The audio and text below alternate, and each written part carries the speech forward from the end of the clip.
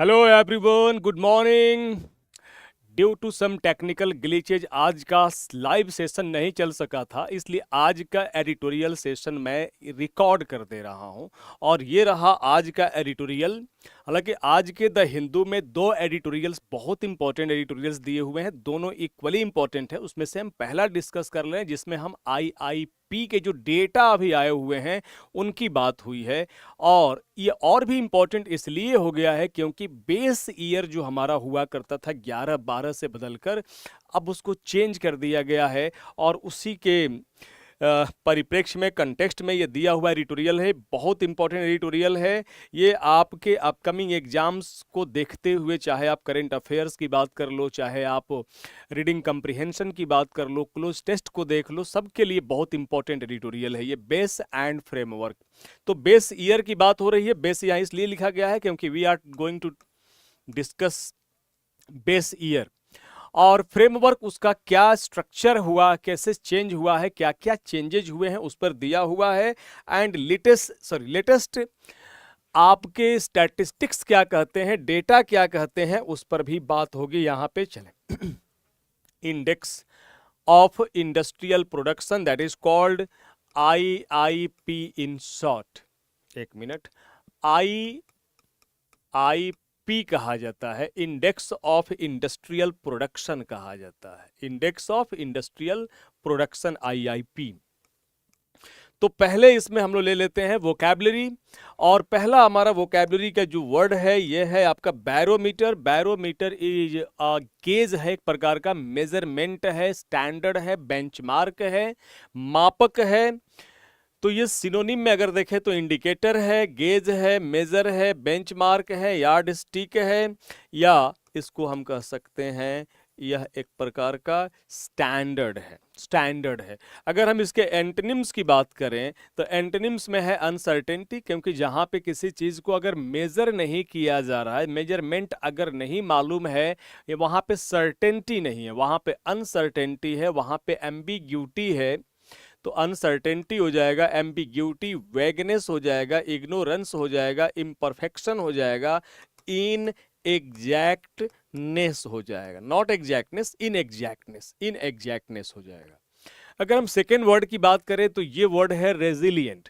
And resilient का मतलब जो कहते हैं ना कि जो हार कर भी जीत जाए उसको बाजीगर कहते हैं, और उसको इंग्लिश में रेजिलियंट कहते हैं। जो गिर कर भी उठ जाए, जो बाउंस बैक कर जाए, जो जल्दी से रिकवर कर जाए, वही रेजिलियंट होता है। इसका पार्ट्स ऑफ स्पीच आपका एडजेक्टिव है, बहुत ही पॉजिटिव कॉनोटेशन का वर्ड है ये। रेजिलियंट जो है वो रोबस्ट है, एडेप्टेबल है, कंपैटिबल है, ड्यूरेबल है, टफ है, फ्लेक्सिबल भी हम कह सकते हैं, फ्लेक्सिबल है। अगर इसके एंटोनिम्स की बात करें तो ये फ्रेजाइल है, नाजुक है, कमजोर है, जो टूट कर बिखर जाए तुरंत, वही फ्रेजाइल होता है। वल्नरेबल है, वीक है, ब्रिटल है, डेलिकेट है, सस्केप्टिबल है। ये सारे हो जाएंगे, एंटोनिम्स हो जाएंगे। नेक्स्ट वर्ड पे मूव करते हैं। एंड अगला वर्ड है ग्रैनुलर। ग्रैनुलर का यूज किया जाता है स्टडीज के लिए, सर्वे के लिए, जो हमें फाइन डिटेल देते हैं, जो बारीक महीन, जो सटल डिफरेंसेस को हमें बताते हैं, उसी को कहा जाता है। तो ये हो जाएगा SUBTLE, सटल हो जाएगा, ये डिटेल्ड हो जाएगा, माइन्यूट हो जाएगा, प्रिसाइज हो जाएगा, थॉरो हो जाएगा, स्पेसिफिक हो जाएगा। अगर इसके एंटोनिम्स की बात करें तो जो कंप्रीहेंसिव, बारीक नहीं, जो कंप्रीहेंसिव या ब्रॉड दे, जनरल, वेग, सुपरफिशियल या कर्सरी, मतलब नॉट स्पेसिफिक जो होगा, उसको इसका ऑपोजिट हम मानेंगे। अगले वर्ड की बात करें तो हमें मिलता है रोबस्ट, जो बहुत ही पॉजिटिव वर्ड है, रोबस्ट। स्ट्रैटेजी हमारी रोबस्ट होनी चाहिए, प्लानिंग हमारी रोबस्ट होना ही चाहिए, हमारी स्किल्स जो होने चाहिए, तो ये स्ट्रांग होता है, स्टर्डी होता है, विगरस है, पावरफुल है, सॉलिड है, मजबूत है, टेनेसियस है। टेनेसियस का यूज कर सकते हैं FIRM, फर्म का यूज कर सकते हैं डिटरमिन्ड, डिटरमिन्ड का यूज कर सकते हैं, अनवेवरिंग का यूज किया जा सकता है। जबकि इसके एंटोनिम में चलेंगे तो कमजोर देना होगा, वीक है, फ्रेजाइल है, फीबल है, डेलिकेट है, अनस्टेबल है, अनस्टेडी है, etcetera. Next word is exert. तो एक्सर्ट का यूज किया जाता है एक्सर्ट इन्फ्लुएंस, एक्सर्ट प्रेशर डालने के लिए यूज कर सकते हैं एक्सर्ट। ये हो जाएगा अप्लाई करना, विल्ड करना, एक्सरसाइज करना, इम्पोज या एम्प्लॉय। अब जैसा कंटेक्स्ट रहेगा वैसा मीनिंग आएगा। एक्सर्ट इन्फ्लुएंस मतलब किसी पर इन्फ्लुएंस एक्सर्ट करना, एक्सर्ट प्रेशर डालने के लिए हो गया। इसके अगर एंटोनिम्स की बात करें तो अगर किसी के ऊपर प्रेशर डाला गया है तो प्रेशर को वापस ले लिया जाएगा। रेलिंक्विश मतलब होता है किसी चीज को त्याग देना, गिव अप कर देना, रिलिंक्विश कर देना, सरेंडर कर देना, रिलैक्स कर देना, अबैंडन कर देना, ये सारे एंटोनिम्स हो जाएंगे। हमारा नेक्स्ट वर्ड होगा, ये है ओवरहॉल। अगर किसी प्रकार का कोई व्यापक चेंज हो रहा है, कंप्रीहेंसिव चेंज आ रहा है, सी चेंज कहीं हो रहा है, तो उसको ओवरहॉल कहा जाता है। ये इसका हिंदी मीनिंग भी दिया हुआ है, व्यापक सुधार। तो ये व्यापक सुधार को कहा जाता है ओवरहॉल। ओवरहॉल को ऐसे याद रखें, ओवरऑल। तो ओवरऑल चेंज कर दिया जाए तो दैट इज कॉल्ड ओवर, यानी कि इसको पुनर्गठन भी कह सकते हैं। ये रीवैम्प है, ये रीफॉर्म है, रिस्ट्रक्चर है, रेनोवेट है, रीऑर्गेनाइज है, या सी चेंज कह सकते हैं, या पैराडाइम शिफ्ट कह सकते हैं। पैराडाइम शिफ्ट का प्रयोग बराबर होता है, बहुत अच्छा कोलोकेशन है पैराडाइम शिफ्ट। एंटोनिम्स की बात करें तो ये हो गया, अब जो पहले ऑर्डर था, जो पहले की अवस्था थी, कंडीशन था, सिचुएशन था, उसी को प्रिजर्व करना, मेंटेन रखना, रिटेन करके रखना, कंटिन्यू रखना, स्टैग्नेट। स्टैग्नेट का मतलब ही होता है a situation where there is no progress, stagnate कर जाना। और ये ओवरऑल जो आया हुआ था ये नाउन के रूप में आया हुआ था, वैसे वर्ब का भी काम करता है, यहां नाउन था। अब चलते हैं, और ये है ऑब्सोलीट। बहुत बार पूछा जाने वाला ये एडजेक्टिव है, पार्ट्स ऑफ स्पीच इसका नोट करेंगे, एडजेक्टिव होता है। और इसके लिए एक फ्रेंच वर्ड जो इंग्लिश में यूज होता है आजकल बहुत ही ज्यादा, ये है पासे है। पासे मतलब दैट हैज पास्ड, जो अब इस दौर में नहीं है, इफेक्टिव, जो इस दौर में अब ट्रेंडी नहीं है, जिसका ट्रेंड, जिसका टाइम आउट रन कर चुका है, आउटडेटेड हो चुका है, वही होता है ऑब्सोलिट। मतलब आउटडेटेड है, आउटमोडेड है, एंटीक्वेटेड, आउटडेटेड है, एंटीक्वेटेड है, आउटमोडेड है, सुपरसीडेड, जिसको रिप्लेस, सुपरसीडेड का मतलब हो गया रिप्लेस्ड कर दिया गया है जिसको अब, या ओल्ड फैशन्ड है, आउट ऑफ फैशन्ड है। और ये वर्ड याद रखेंगे पासे। अगर इसके एंटोनिम्स की बात करें तो एंटोनिम्स में मॉडर्न हो जाएगा, आधुनिक हो जाएगा, करेंट जो चल रहा है, प्रासंगिक, रेलिवेंट है, कंटेम्पररी है, अपडेटेड है, अप टू डेट है, लेटेस्ट है, रिसेंट है, ये सारे एंटोनिम्स में आ जाएंगे। अगले वर्ड की बात करें तो ये आया हुआ है एक एडवर्ब के रूप में, मार्जिनली। मार्जिनल, मार्जिनल एडजेक्टिव है, और मार्जिनली जो हो गया ये एडवर्ब हो गया, विशेषण हो गया। मार्जिनली या मार्जिनल का मतलब हो गया by a very small amount. अगर कहीं पे डिफरेंस है तो वाइड या ब्रॉड डिफरेंस नहीं है, ये माइन्यूट है, ये सटल डिफरेंस है, तभी उसको हम कहेंगे मार्जिनल है। मतलब ये स्लाइटली हो गया, मिनिमली हो गया, नैरोली हो गया, बेयरली हो गया, मॉडेस्टली हो गया, बहुत कम, सटल, SUBTLE, सटल, या SUBTLY, सटली। सटल एडजेक्टिव है और सटली इसका एडवर्ब हो गया। इसके अगर हम एंटोनिम्स की बात करें तो ये हो जाएगा कंप्रीहेंसिवली हो जाएगा, वाइडली हो जाएगा, ब्रॉडली हो जाएगा। तो ये सब्सटैंशियली है, सिग्निफिकेंटली है, ग्रेटली है, मार्केडली है, एक्सटेंसिवली है, व्यापक, विस्तृत, बृहद। अगले वर्ड पे चलते हैं और ये वर्ड हमारे सामने है डिमिनिश। डिमिनिश का मतलब होता है अगर किसी चीज की अमाउंट या मात्रा या इंटेंसिटी, जैसे बहुत तेज तूफान है और धीरे धीरे कम हो गया तो वो डिमिनिश कर गया, वो क्या हो गया, वो रिसीड कर गया, वो वेन करना जिसको कहा जाता है, WANE, वेन हो गया। ड्विंडल बहुत सही वर्ड है इसके लिए, ड्विंडल कर गया, धीरे धीरे कम हो गया, जैसे फ्लड आया था बाढ़ का पानी और धीरे धीरे वापस चला गया, तो ये होता है वेन, ड्विंडल, रिसीड, डिमिनिश। या इसके लिए एक वर्ड आता है एबेट, ABATE, एबेट आता है। डिक्रीज कह सकते हैं, एटसेट्रा, ETC। रिड्यूस हो जाना, डिक्रीज कर जाना, वीकेन हो जाना, लोअर हो जाना। कर्टेल, धीरे धीरे कटौती करना, कम करने को कहा जाता है कर्टेल करना। जबकि इसके ऑपोजिट की बात करें तो इंक्रीज हो गया, एक्सपैंड हो गया, स्ट्रेंथेंड हो गया, एनहांस्ड हो गया और एम्पलीफाइड हो गया।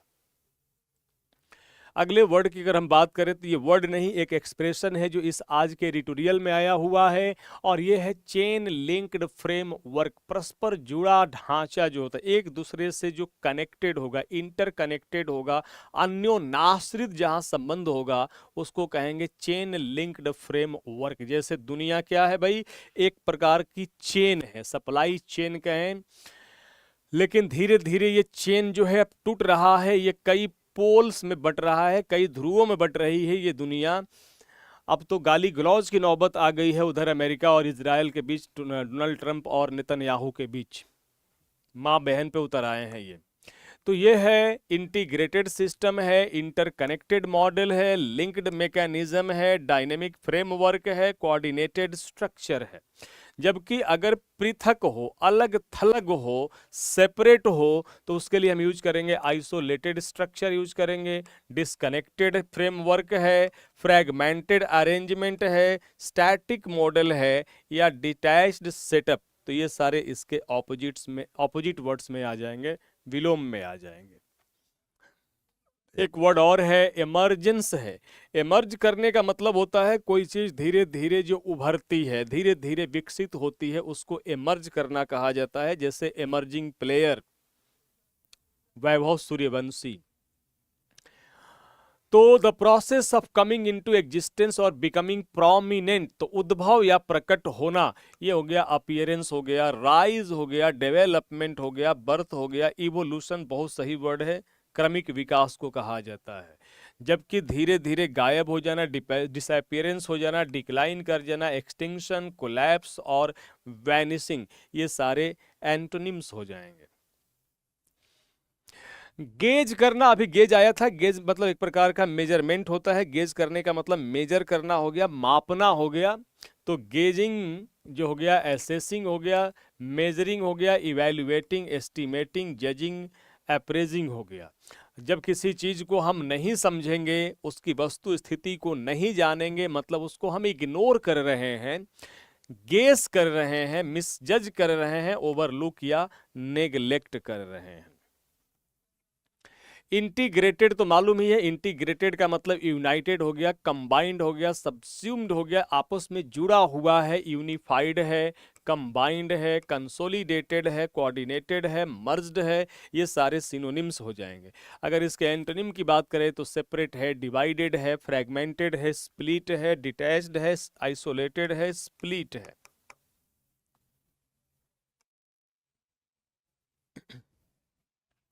स्ट्रक्चरल मालूम ही है, structural is related to some structure, ढांचे से रिलेटेड होता है। स्ट्रक्चरल अगर कोई चीज है तो स्ट्रक्चरल होने का मतलब कि वो आर्किटेक्चरल है, ऑर्गेनाइजेशनल है, फाउंडेशनल है, पूरा उसकी नींव जो है, फाउंडेशन जुड़ा हुआ है, सिस्टमैटिक है। और फ्रेमवर्क बेस्ड कह सकते हैं। जबकि अगर बिना किसी सिस्टम, बिना किसी क्या कहते हैं मेथड के होगा, बिना किसी प्रोसेस को होगा, तो वह रैंडम हो जाएगा, अनप्लान्ड हो जाएगा, केओटिक हो जाएगा, डिसऑर्गेनाइज्ड या इरेगुलर कहा जा सकता है। सेक्टोरल, सेक्टर से रिलेटेड है तो सेक्टोरल, जैसे सेक्टर का ग्रोथ हो गया तो सेक्टोरल ग्रोथ कहेंगे, सेक्टोरल वीकनेस कहेंगे, सेक्टोरल एनालिसिस कह सकते हैं। तो सेक्टोरल का मतलब हो गया किसी सेक्टर का, इंडस्ट्रियल हो गया, सेगमेंटल हो गया, डिपार्टमेंटल हो गया, ब्रांच स्पेसिफिक या डिविजनल हो जाएगा। जबकि जो सब पे अप्लाई होगा उसको यूनिवर्सल कहेंगे, ओवरऑल कहेंगे, कंप्रिहेंसिव कहेंगे, जनरल या स्वीपिंग कहेंगे, इकोनॉमी वाइड या SWEEPING स्वीपिंग का प्रयोग किया जाता है, ऑल इंक्लूसिव का प्रयोग कर सकते हैं। वैल्यू एडेड मतलब जहां पे वैल्यू का एडिशन होगा उसको वैल्यू एडेड, जैसे वैट होता है, वैल्यू एडेड टैक्स होता है वैट, या एड वैलोरम एक टर्म यूज किया जाता है इकोनॉमिक्स में, एड वैलोरम। तो एड वैलोरम का मतलब क्या होता है, जहां पे वैल्यू ऐड होता जाए उसी को एड वैलोरम कहा जाता है। एक मिनट,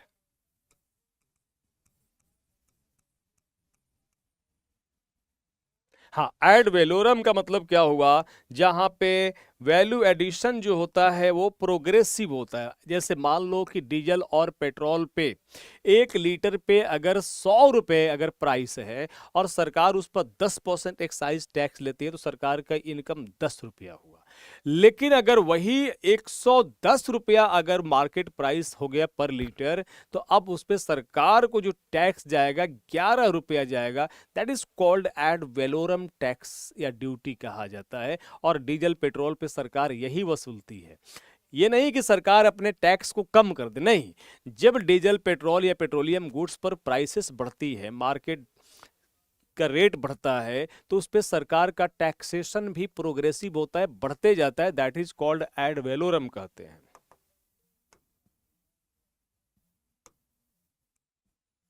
एड वैलोरम कहते हैं।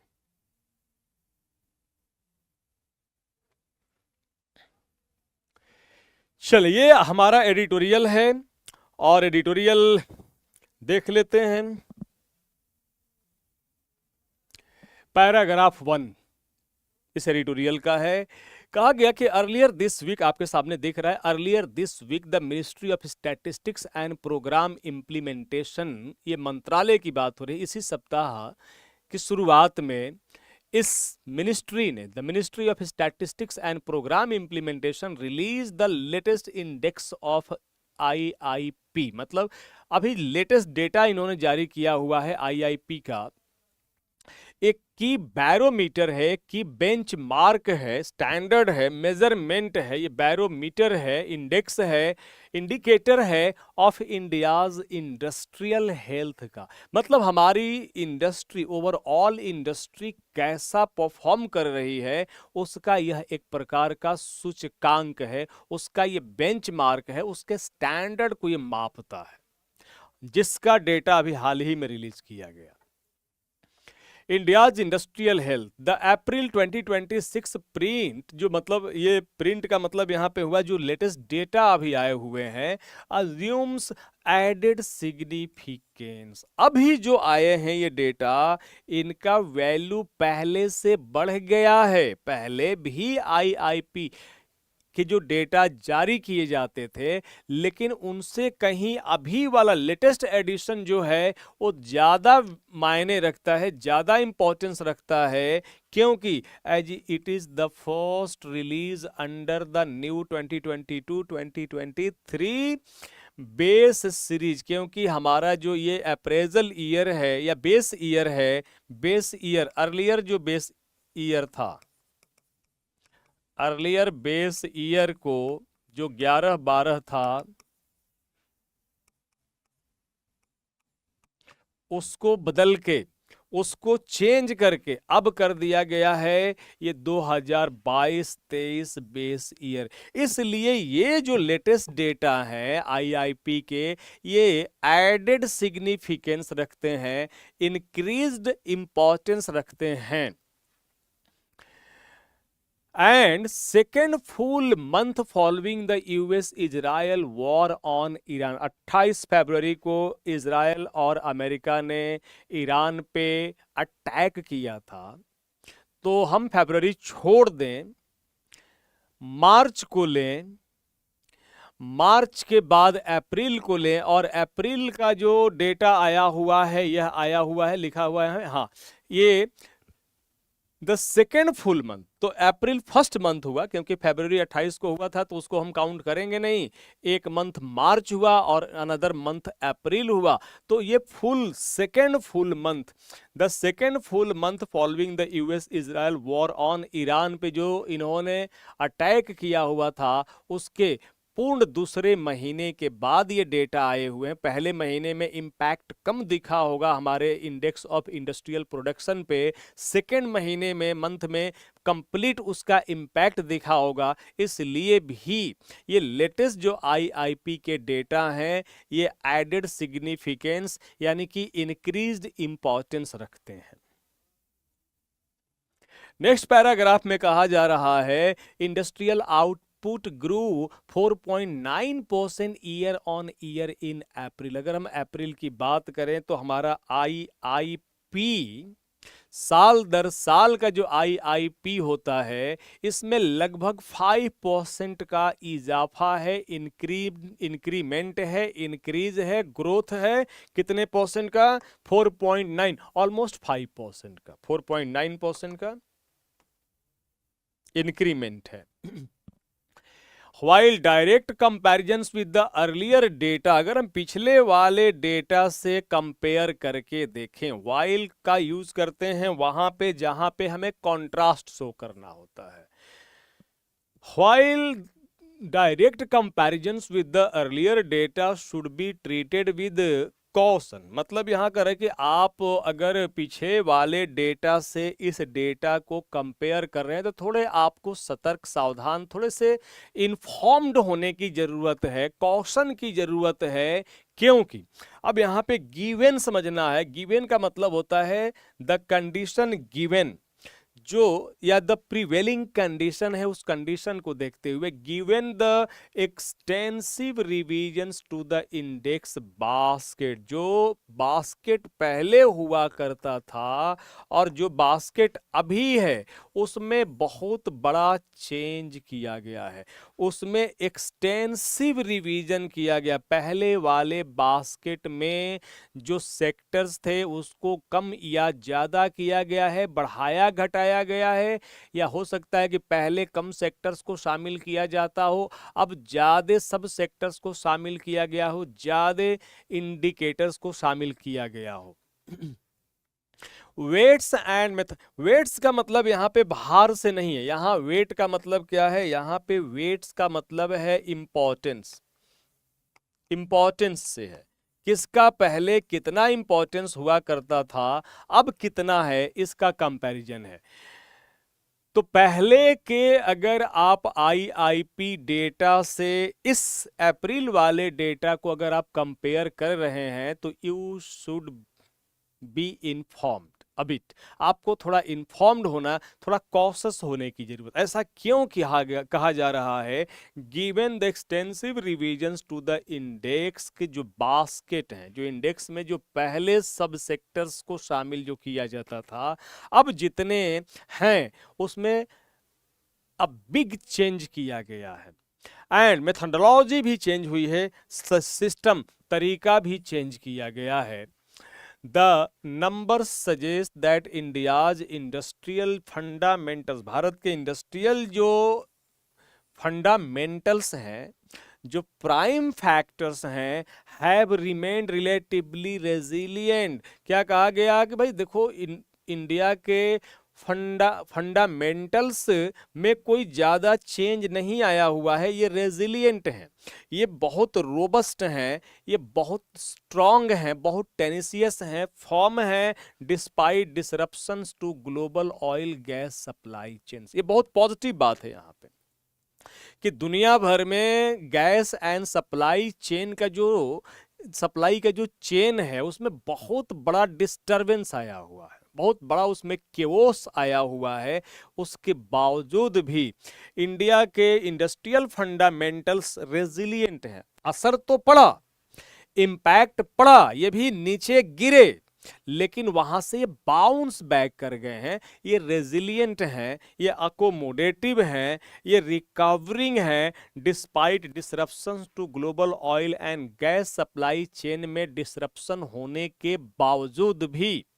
तो ये बहुत यहाँ पे पॉजिटिव है, यहाँ पे नेगेटिव नहीं है। यहाँ पे क्या कहा गया कि हमारा जो ये सेक्टर है ये बहुत पॉजिटिव है, ये रेजिलिएंट है, नेगेटिव नहीं कहा जा रहा है।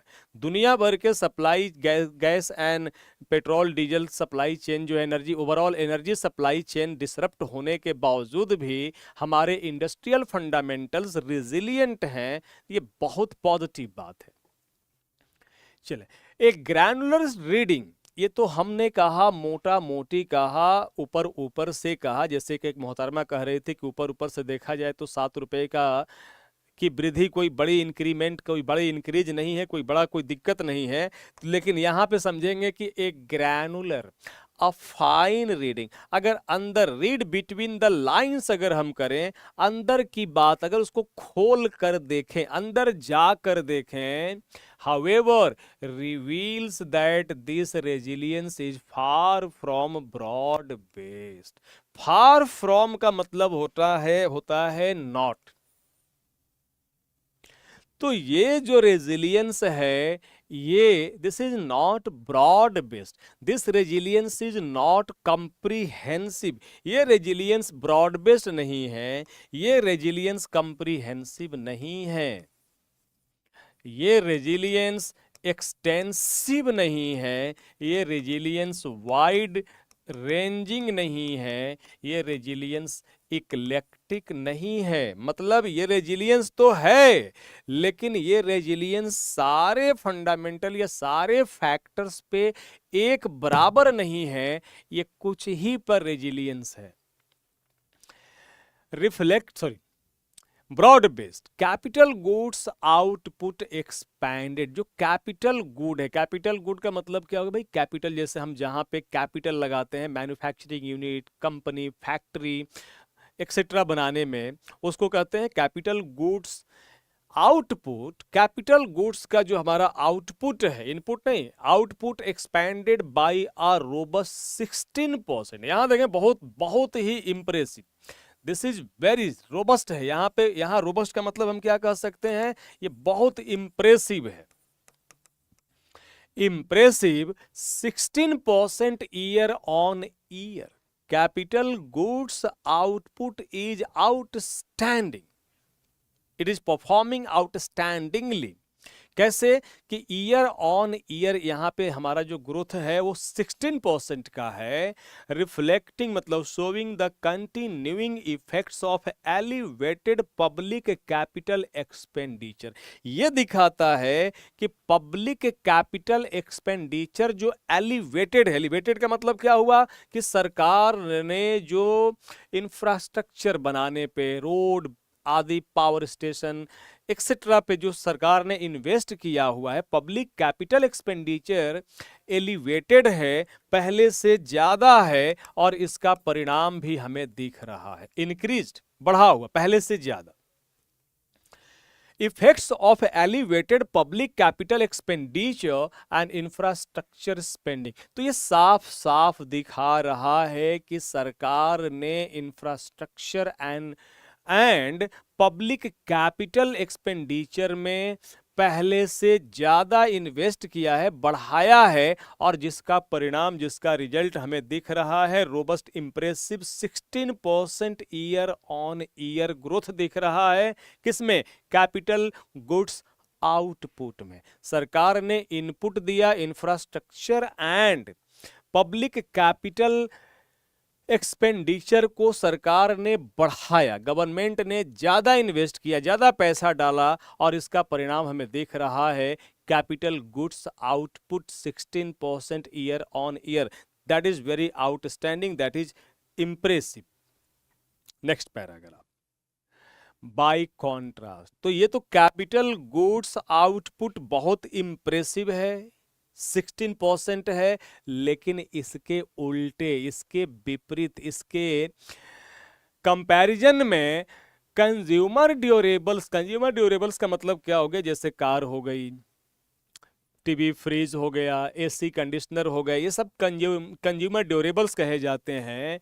तो consumer durables output grow only 4.3%। यहाँ पे जो ग्रोथ रेट है यह टेपिड है, बहुत कम है। इसको कहा जाएगा ग्रोथ तो हो रहा है लेकिन नाम मात्र का, ल्यूक वार्म ग्रोथ है या टेपिड ग्रोथ रेट है, मार्जिनल है, बहुत कम है, बहुत लाइट ग्रोथ हो रहा है। यहाँ पे इंप्रेसिव ग्रोथ रेट इंप्रेसिव नहीं है।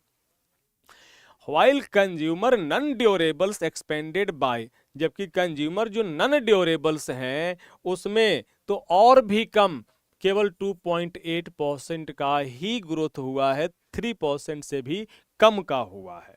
Suggesting that rising fuel and energy cost में बी एक्सर्टिंग, और ये जो मिनिमल ग्रोथ रेट है ये 4.3% कंज्यूमर ड्यूरेबल्स का एंड 2.8% नॉन कंज्यूमर ड्यूरेबल्स का, ये दिखाते हैं कि जो पेट्रोल और डीजल की कीमतें बढ़ी हैं उसका दबाव जनता पर दिख रहा है। That rising fuel and energy cost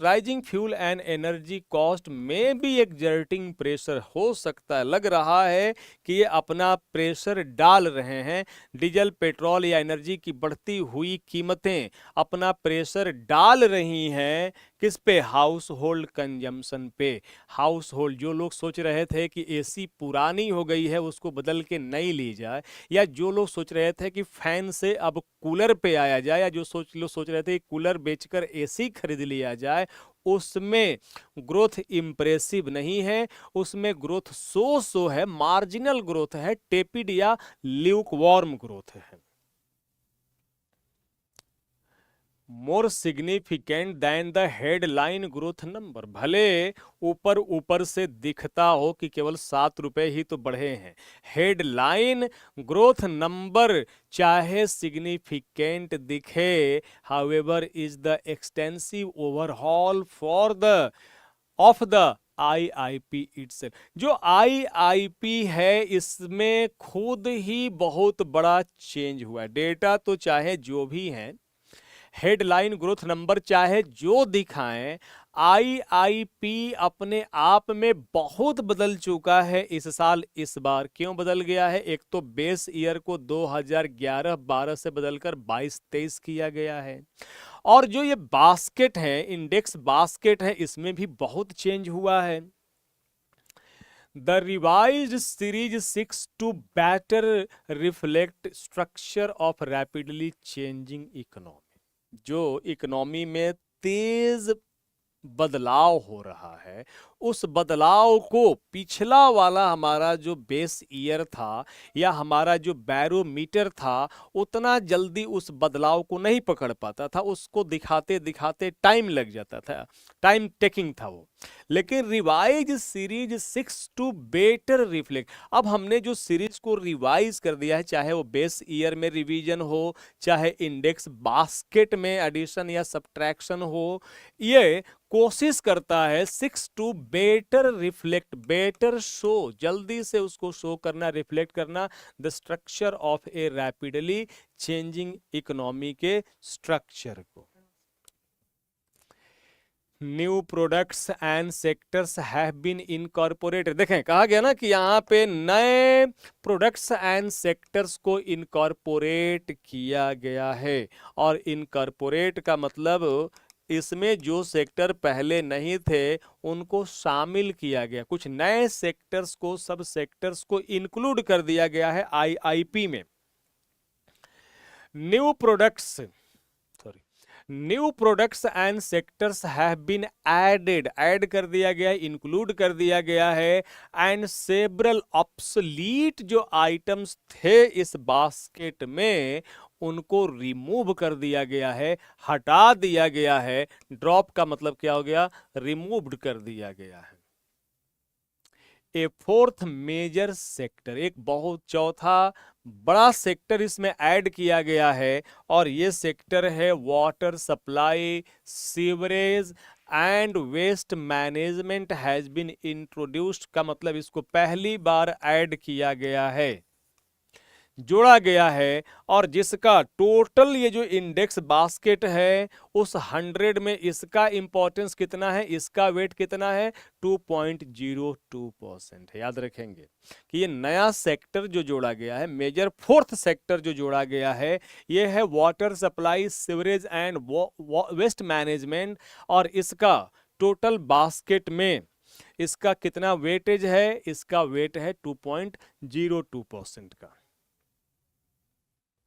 the electricity category has been expanded. Electricity category पहले से थी, लेकिन इसको एक्सपैंड किया गया है और इसको बना दिया गया है into electricity and gas supply. ये पहले केवल इलेक्ट्रिसिटी कैटेगरी हुआ करता, इस कैटेगरी में केवल इलेक्ट्रिसिटी हुआ करता था। अब इस कैटेगरी में इलेक्ट्रिसिटी के साथ साथ गैस को भी ला दिया गया है, gas supply, with its weight rising to 10.87, जबकि इलेक्ट्रिसिटी का वेट हुआ करता था 7.99 मतलब 8%। अब यह बढ़कर कितना हो गया, अब यह बढ़कर 10.87 हो गया आईआईपी इंडेक्स बास्केट में इसका वेट। पहले यह 7.99% हुआ करता था। Manufacturing remains the dominant component, और मैन्युफैक्चरिंग आज भी डोमिनेंट कंपोनेंट है, ये आज भी स्ट्रॉन्गेस्ट कंपोनेंट है, आज भी स्ट्रॉन्गेस्ट है, ये आज भी हेवीएस्ट है, ये आज भी बिगेस्ट है, ये आज भी मोस्ट पावरफुल है। ये कैसे, कंपोनेंट ऑफ द इंडेक्स दो its weight has decline marginally, हालांकि इसका वेट, इसका इंपॉर्टेंस पहले से थोड़ा कम हुआ है, अब कम होके 76.06% हो गया है, जो पहले 77.63% हुआ करता था। मोर नोटेबल इज द रिडक्शन, इससे भी कहीं ज्यादा नोटेबल है, उल्लेखनीय है, उल्लेख करने या नोट करने के लायक है, reduction in the weight of mining and enquiring. हमारा जो खनन, माइनिंग वाला कोयला खनन आदि जो हुआ करता था, उसका वेट कम हो गया है टू 11.05% फ्रॉम 14.37% हुआ करता था पहले वाले इंडेक्स में, अब यह घटकर 11.05% रह गया है। दीज शिफ्ट्स, ये जो शिफ्ट्स हैं, ये जो चेंजेज हैं, ये बदलाव हैं, changes, these shifts suggest that the importance of value added infrastructure का importance, याद रखेंगे, वैल्यू एडेड इंफ्रास्ट्रक्चर का importance and utility services in, utility जैसे वाटर सप्लाई हो गया, गैस सप्लाई हो गया, एक्सेट्रा, तो utility services in gauging industrial activity को गेज करने में, इंडस्ट्रियल एक्टिविटी को मेजर करने में इनका जो इंपॉर्टेंस है हैज एक्सपैंडेड। तो किसका इंपॉर्टेंस बढ़ गया है, importance of value added infrastructure, value added infrastructure and utility services का इंपॉर्टेंस बढ़ गया है आईआईपी में। while the relative significance of primary जो रिसोर्स एक्सट्रैक्शन हुआ करता था, जो माइनिंग आदि हुआ, रिसोर्स एक्सट्रैक्शन हुआ करता था, खनन, उसका वैल्यू या उसका इंपॉर्टेंस घट गया है। तो किसका इंपॉर्टेंस बढ़ा है, याद रखना है, इंपॉर्टेंस बढ़ा है value added infrastructure and utility services का बढ़ा है। घटा किसका है, तो रिसोर्स, प्राइमरी रिसोर्स एक्सट्रैक्शन का जो वैल्यू है, इंपॉर्टेंस है, वो कम हो गया है। टुगेदर, अगर कुल मिलाकर देखा जाए, together these changes better capture India's emergence, यानी कि पॉजिटिव कहा जाए कि जो चेंजेज लाए गए हैं, ये जो बदलाव किए गए हैं, आईआईपी इंडेक्स बास्केट में ये पहले से कहीं ज्यादा अच्छा कैप्चर करते हैं India's emergence as a components and value added manufacturing hub. मतलब ये दिखाते हैं कि India components and value added manufacturing hub के रूप में ये ग्लोबल सप्लाई चेन से पहले से कहीं ज्यादा उसका पार्ट बन गया है, कहीं ज्यादा मजबूत पार्ट बन के उभरा है भारत पहले के मुकाबले। अब ये बहुत अच्छी बात है। मोस्ट इंपॉर्टेंटली अब कंक्लूड करते हैं, सबसे बड़ी बात यह है the government has indicated its intention. सरकार ने अपने इरादे जता दिए हैं, अपने इरादे बता दिए हैं to move toward a chain linked framework. मतलब तबे एकला चलो से काम नहीं चलेगा, आपको ये जो सप्लाई चेन है इसका हिस्सा बनना पड़ेगा, इसका हिस्सा बनना पड़ेगा। Framework with more frequent updates to sectoral weightage में आपको समय समय पे बदलाव करते रहना होगा, ये दिखाता है। और सरकार इसके लिए तैयार है, रेडी है। सरकार के एलेक्रिटी को, रेडीनेस को, प्रॉम्प्टनेस को दिखाता है। Such a system would allow official statistics. अगर इंटरनेशनल सप्लाई चेन का आप जितना बड़ा दावेदार या हिस्सेदार बनिएगा, जितना ज़्यादा उससे जुड़िएगा, उतना ही system would allow official statistics, उतना ही आपके ऑफिशियल स्टैटिस्टिक्स को, सरकारी आंकड़ों को to better keep pace with structural changes in the economy. Economy में जो भी ढांचागत बदलाव हो रहे हैं उन बदलावों को कैप्चर करने में उतना ही मदद करेगा ये। Making the IIP a more accurate and timely gauge. और इस तरह से यह IIP को पहले से ज़्यादा एक्यूरेट और समय से माप करने वाला, गेज करने वाला, मेजर करने वाला इंडस्ट्रियल हेल्थ बना देगा। मतलब ये एक प्रकार से अच्छी बात हुई है कि हमने जो भी इंफ्रास्ट्रक्चरल या स्ट्रक्चरल चेंजेज हो रहे हैं, चाहे हमारी अर्थव्यवस्था में हो रही हो, चाहे वर्ल्ड इकोनॉमी में हो रही हो, उसको बेटर रिफ्लेक्ट करने के लिए हमने अपने IIP के इंडेक्स बास्केट को चेंज किया हुआ है। अब हम पहले से ज़्यादा इंटरनेशनल सप्लाई चेन से जुड़ गए हैं, ये बहुत अच्छी बात है हमारे लिए। और ये सरकार के इंटेंशन को दिखाता है कि सरकार वेल इंटेंशन्ड है। ठीक है, इसके बाद मैं छोड़ के जा रहा हूं आपके लिए 8 MCQs, जिसका जवाब आप हमें कमेंट बॉक्स में देंगे और इसका आंसर मैं शेयर कर दूंगा टेलीग्राम पे। आज के लिए इतना ही। जय हिंद, फिर मिलते हैं अगले सेशन में। Thank you.